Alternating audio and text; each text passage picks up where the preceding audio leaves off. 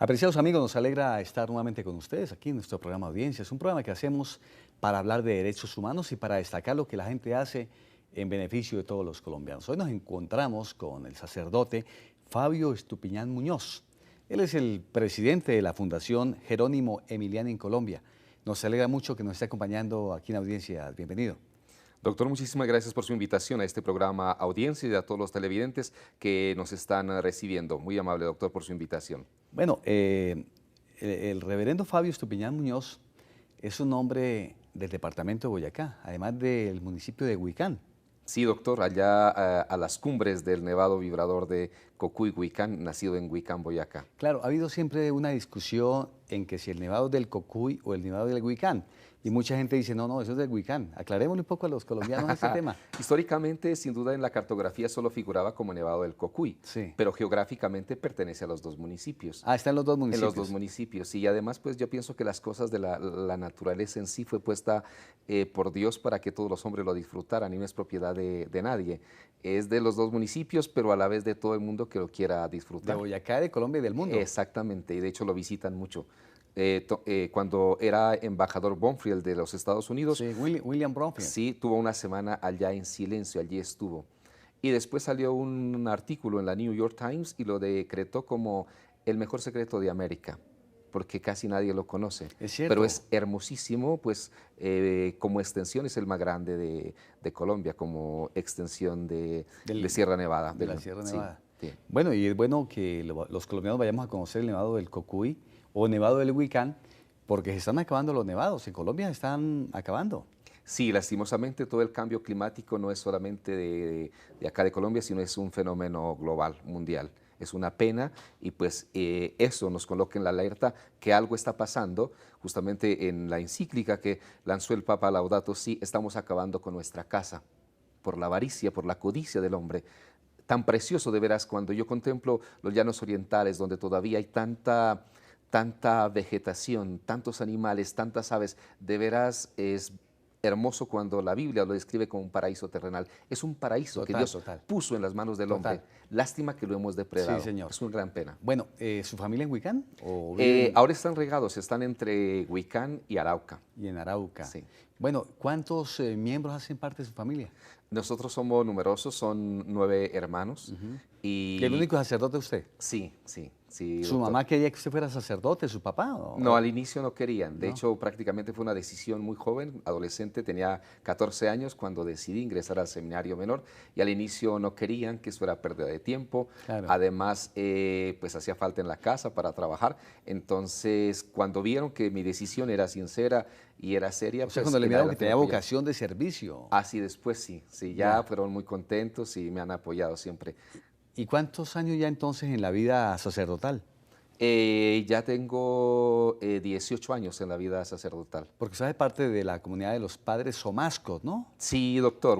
Es una misión italiana, ¿verdad? Una comunidad religiosa desde el 1511, cuando surge, generada o creada mejor por un laico, Jerónimo Emiliani, quien leyendo los signos de los tiempos de ese momento, el hambre, situación también de guerra, lastimosamente pienso que el hombre sobre la tierra no ha vivido un momento en paz, siempre es en violencia. Era el momento también de una gran guerra, persecución que vivía Venecia cuando quería ser saqueada por los reinos que estaban ahí cerca, sobre todo de Francia. Hubo una gran mortandad y por tanto peste, huérfanos. Y todo esto fue un signo pues, que le mostró a nuestro fundador cuál era su carisma, o mejor su trabajo, su misión, para el cual él estaba llamado. Y toda su vida la dedicó justamente a la juventud huérfana abandonada, tanto que es proclamado el patrón universal de la juventud huérfana y abandonada. Ah, o sea, él es el que trabaja sobre todo con niños, niñas, huérfanos Sí. y abandonados. Sí, correcto. Ok. Y bueno, ¿y de dónde entonces le aparece a usted la idea de vincularse con esa visión de Jerónimo Emiliani? Porque me impactó el trabajo de los primeros sacerdotes que eran italianos. Uno siempre está acostumbrado a ver el sacerdote bien perfumado, tranquilito, allí en su despacho, sin mucho involucrarse con la gente. Esos sacerdotes me impactó porque ellos sí estaban casi todo el tiempo era trabajando por los demás.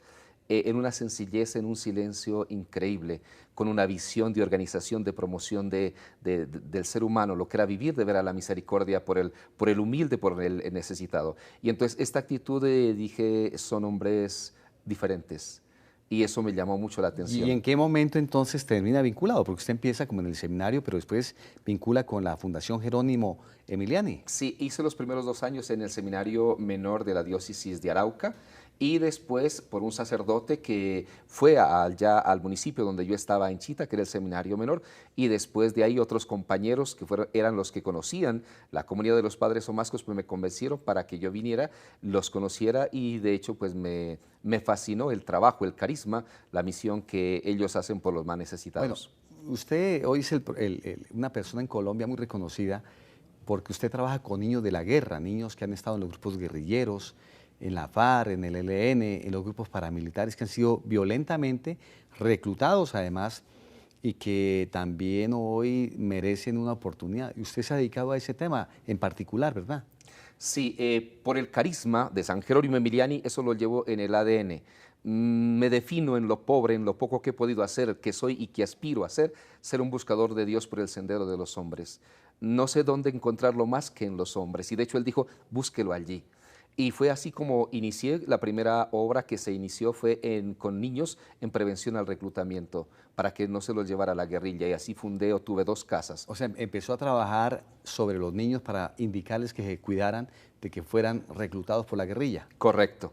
Y de ahí ya Bienestar Familiar buscó la comunidad para que por favor atendiéramos los niños y niñas desvinculados del conflicto armado. Ok, pero bueno, pero ese tema de los desvinculados vamos a verlo ahora más adelante, porque sí me gustaría que conocieran un poquitico cómo trabajaban ustedes inicialmente para prevenir que los niños fueran reclutados por los grupos al margen de la ley. Lastimosamente todo el norte de Boyacá hubo un momento en que el gobierno quitó la seguridad, quitó el ejército, quitó la policía. Quienes lo recibían a uno, lo requisaban, le exigían y le pedían cositas, pues era la guerrilla. De modo que ellos eran la ley. Se llevaron muchos jóvenes de esa zona, de ese territorio. Muchas mamás venían a mí suplicándome, mi niño se lo llevaron, mi niña la llevaron, mi niño ya lo mataron, no lo volveré a ver.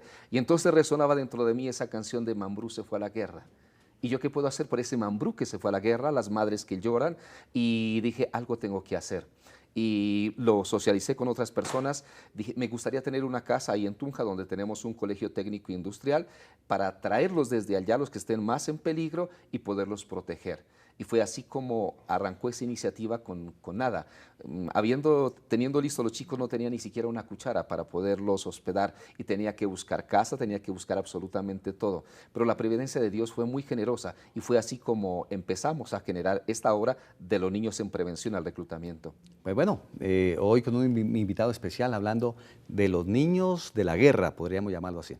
Vamos a unos mensajes institucionales y estaremos nuevamente con ustedes. ¿Sabe usted cuáles son las funciones del Congreso? El Congreso de la República de Colombia desarrolla múltiples funciones esenciales para el funcionamiento de nuestra democracia. Estas son asignadas por la Constitución y la ley. Tiene, entre otras funciones, la función de reformar la Constitución mediante actos legislativos. Además, crea, modifica y anula las leyes. Así, el Congreso establece, por ejemplo, cómo se van a invertir los recursos de los colombianos. También tiene la facultad de citar a ministros y a otros funcionarios públicos para indagar, obtener información y exigir acciones frente a su gestión. El Congreso elige a algunos de los altos funcionarios del Estado. Además, puede, si es el caso, investigarlos y juzgarlos. Encuentra más información en nuestro portal web. Canal Congreso. Aquí vive la democracia. Papá, ¿para qué sirve la Armada Nacional? En la Armada Nacional cooperamos con nuestros aliados internacionales. Estrechamos vínculos, intercambiamos y exportamos conocimientos. Nuestra experiencia está a disposición de países amigos que se capacitan en varias áreas con nosotros. Contamos con recursos para luchar contra los delitos transnacionales. Nos ayudamos mutuamente, porque en la Armada Nacional entendemos que la unión hace la fuerza. Armada Nacional.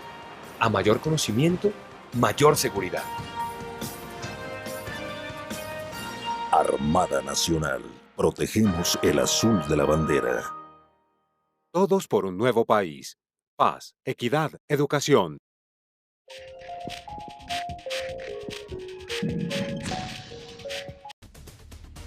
¿Sabe usted cómo está conformado el Congreso de la República? El Congreso de la República está conformado por 2 cámaras, el Senado con 102 miembros elegidos a nivel nacional y la Cámara de Representantes compuesta por 166 integrantes elegidos en los departamentos. A su vez, el Congreso está dividido en 7 comisiones constitucionales que se especializan en temas para facilitar el trámite legislativo y de reforma constitucional. Entre los temas más relevantes que tratan las comisiones son la Comisión Primera, Reformas a la Constitución y Derechos Fundamentales. La Comisión Segunda trata temas internacionales y de seguridad nacional. La Comisión Tercera, Impuestos y Crédito Público. La Comisión Cuarta, Presupuesto. La Comisión Quinta, Temas Agrarios y de Medio Ambiente. La Comisión Sexta, Servicios Públicos, Educación y Cultura. Y la Comisión Séptima, Salud y Vivienda. Encuentra más información en nuestro portal web. Canal Congreso. Aquí vive la democracia. Reverendo Fabio Estupiñán, usted que es un trabajador incansable con los niños de la guerra, usted empezó con sus 2 casas para ver cómo podía llevar los niños que eran en su momento víctimas o objeto, mejor, de los grupos al margen de la ley, para llevarlos para el monte. ¿Qué hacían una vez que usted ya llevaba a los niños a estas casas? Los llevaba, se les brindaba absolutamente todo, porque primero eran pues de estrato económico muy bajo y se trataba de brindarles una atención integral. O sea, en otras palabras, cuando un padre sentía que se iban a llevar a su hijo, ¿les informaba a ustedes o cuál era el mecanismo para saber qué niño podía ser como el blanco de reclutamiento? Sí, nos buscaban, claro, y no solamente de Huicán, también atendimos de Chiscas y de otros municipios. Y alguno quizá también que estaba ya en manos de las bandas criminales, también tuve la ocasión de rescatarlo. Y bueno, y allí cuando los llevaban a estas casas que les daban educación, comida, formación, ¿cuál era la formación en particular que le dan a estos niños? Una formación se buscaba dentro de lo sencilla, porque era muy sencilla. Al inicio, buscando la casa más económica, vivíamos en una estrechez muy grande, hasta que finalmente pudimos incluso construirles una casa, un espacio pedagógico muy bonito, pero tenía todo. Tuve la fortuna de tener colaboradores en el tema de psicología, trabajo social, de medicina. Teníamos también una huerta muy grande que nos dieron para seguir cultivando lo que se cultivaba en el campo. Sobre todo, una de las máximas que tenía nuestro fundador era que no falte nunca el trabajo, la devoción y la caridad. Esos eran los pilares pedagógicos que él tenía y buscábamos también que allí se repitieran esos pilares. El trabajo, porque es la forma como de veras el hombre se gana dignamente el pan. Es a través de la cual el hombre expresa todas sus capacidades y potencialidades que tiene, y buscando también que cada uno descubriera su misión, su deber ser para el cual estaba llamado aquí en la tierra, su propósito. Esa era la gran tarea, descubrieran su propósito para el cual Dios los tenía acá en la tierra. Y de hecho, pues gracias a Dios, las experiencias que tenemos pues son de gran éxito de estos niños que no vivieron, por fortuna, esa amarga experiencia de ir a la guerra. Ok, y luego usted se focaliza un poco sobre niños que fueron a la guerra y que lograron escaparse de los grupos al margen de la ley, o fueron rescatados por el ejército, o fueron detenidos también por el mismo. ¿Cómo hace ese trabajo ya con los niños que dejaron la guerra? Ese era un trabajo todavía mucho más duro. Reconstruir el ser humano cuando ha sido dañado en la parte más profunda y sagrada, como es su inocencia. Por ejemplo, en las niñas, lo más grande o especial que tiene la mujer es su feminidad. Cuando esa feminidad, cuando eso divino, hermoso que hay en la mujer ha sido dañado, la mujer es mucho más cruel que el hombre. Y de hecho eran mucho más violentas que los mismos muchachos. Algunas veces tenía que defender a los muchachos de las chicas por la violencia, lo violentos que eran. Sin duda llegaban con una terrible desconfianza, una terrible agresividad. La guerra de veras acaba absolutamente todo lo humano y vuelve simplemente al ser humano, o le interesa es que el ser humano sea una máquina asesina, donde los sentimientos no valen, no importa ni la misma vida ni la dignidad de la persona, porque siempre ellos, casi su concepto era que eran seres para la muerte. Cuando le toca, pero antes de eso simplemente cumpla su misión, pues las misiones que les encargaban en el grupo. De modo que sí, era muy duro.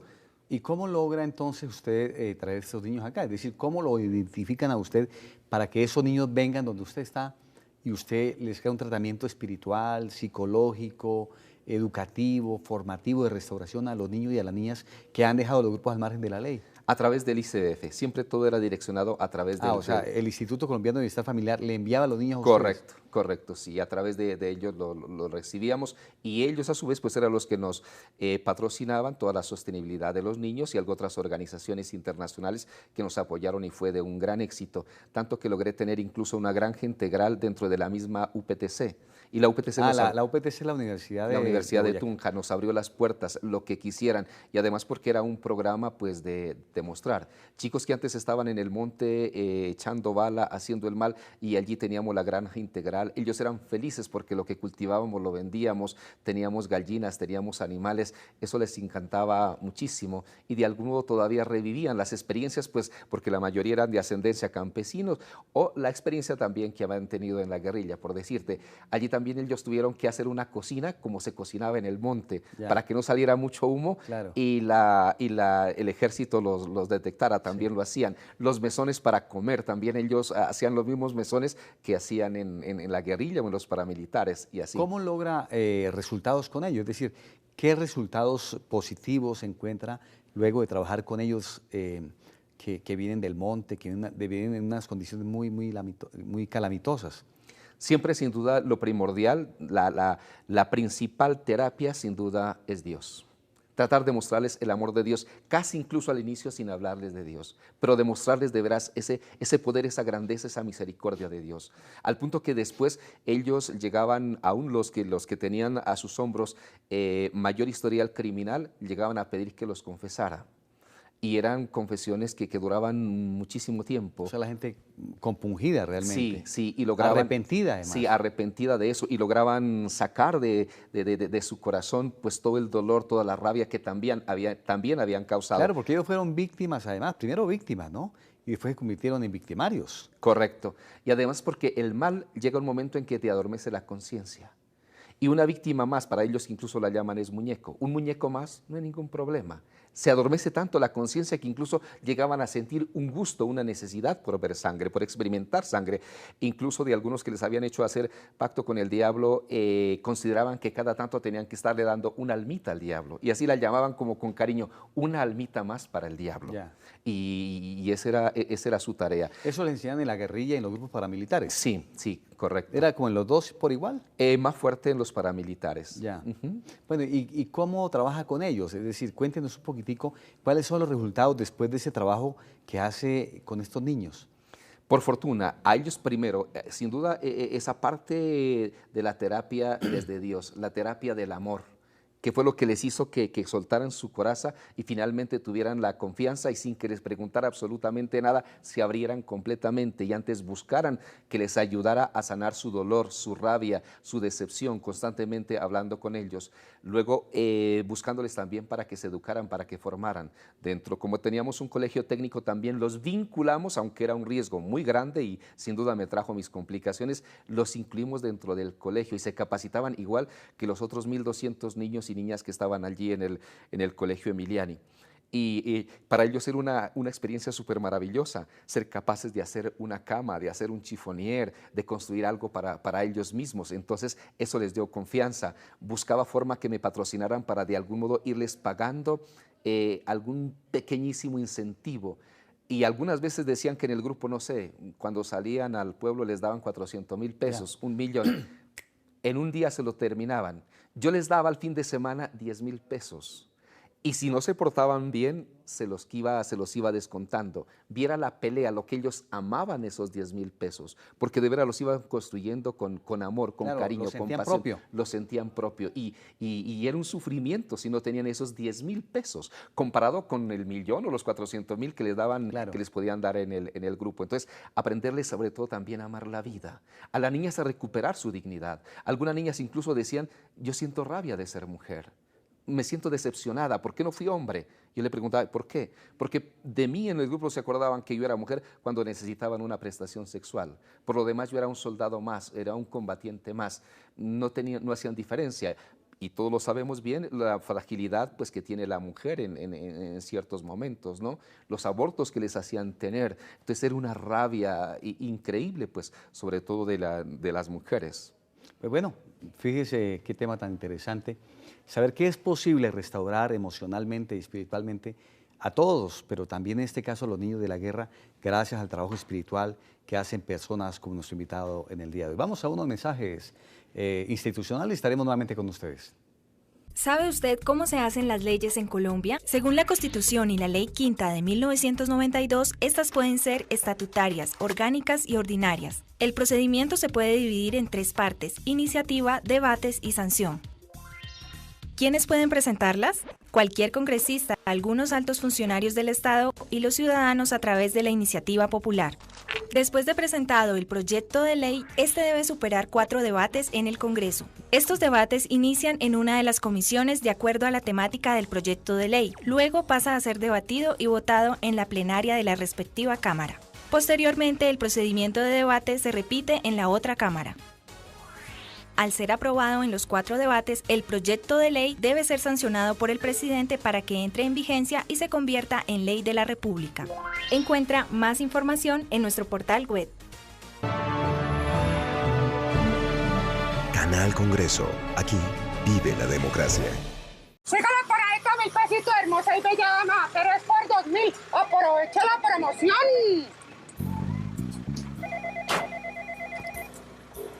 Mega Televisión Stream, muy buenas tardes. Claro que sí, tenemos un paquete de 20 canales que lo llevarán directo al Mundial. Otro paquete de 125 canales perfectos para la diversión de su familia. No apoye el delito, no compre televisión pirata. Nadie le asegura el servicio, la calidad ni el respaldo de la televisión legal. Si tiene dudas sobre su operador de televisión, consulte en www.antv.gov.co.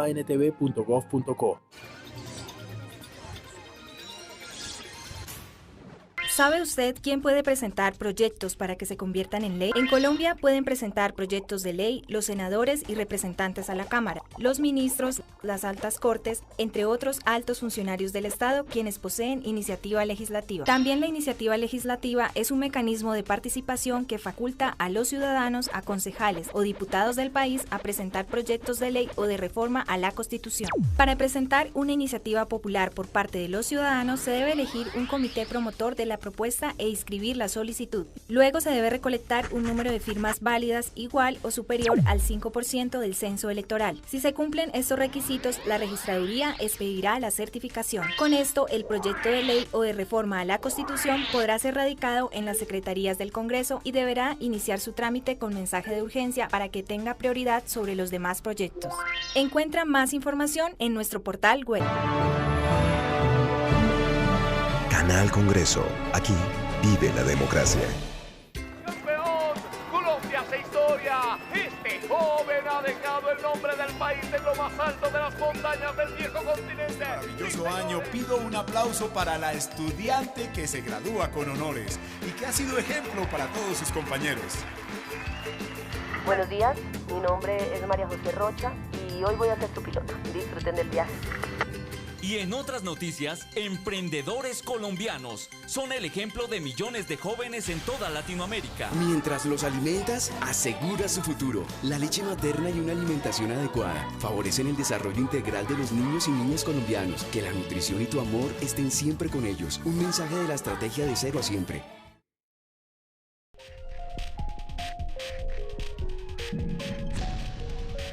Reverendo Fabio Estupiñán, ¿cuántos niños hoy están siendo objeto de estos bonitos programas que usted maneja? Son bastantes, sobre todo ahorita hemos centrado nuestra atención en La Guajira. Pero bueno, en Ciudad Bolívar también tienen. También hemos hecho una obra muy grande, Tunja también una ciudadela social, sí. En varias partes donde está la comunidad somasca de una forma silenciosa, en Bucaramanga, en el Río Negro, Antioquia, en San Gil. Estamos también en 20 países, acabamos de llegar hace 6 meses también hasta en el Vietnam.